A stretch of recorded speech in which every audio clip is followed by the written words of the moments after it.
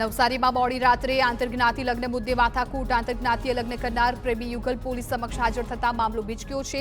સરપોર ગામનું પ્રેમી યુગલ પોલીસ મથકે હાજર થયું હતું। પોલીસે બંને પરિવારને સમજાવ્યા છતાં બંને જૂથ આમને સામને। નવસારી તાલુકા ભાજપ પ્રમુખ મુકેશ પટેલ પર હુમલો થયો। કાળઝાળ ગરમી વચ્ચે આગામી દિવસોમાં ગરમીનો પારો વધવાની શક્યતા। હવામાન વિભાગે ગરમીનો પારો 42 ડિગ્રીને પાર જવાની શક્યતા વ્યક્ત કરી છે।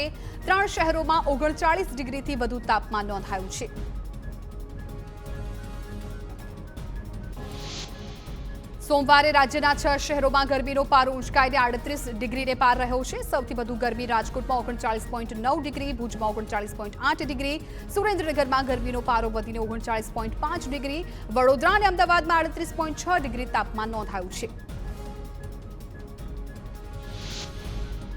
જૂનાગઢના જોશીપુરા વિસ્તારમાં પાણીની પાઇપલાઇન ક્ષતિગ્રસ્ત થતા રસ્તા પર ભરાયું છે પાણી। સવારના સમયે પાઇપલાઇન તૂટી હતી।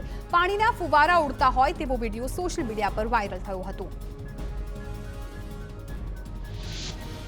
મુખ્યપ્રધાન ભૂપેન્દ્ર પટેલે સાળંગપુર જતી ધજાના દર્શન કર્યા। ઉસ્માનપુરાની વિદ્યાનગર સોસાયટીમાં સીએમએ ધજાની પૂજા આરતી કરી। ભક્તો સતત 25 વર્ષથી સાળંગપુર મંદિર પર ધજા ચઢાવે છે। 120 શ્રદ્ધાળુઓ ધજા લઈને સાળંગપુર જશે।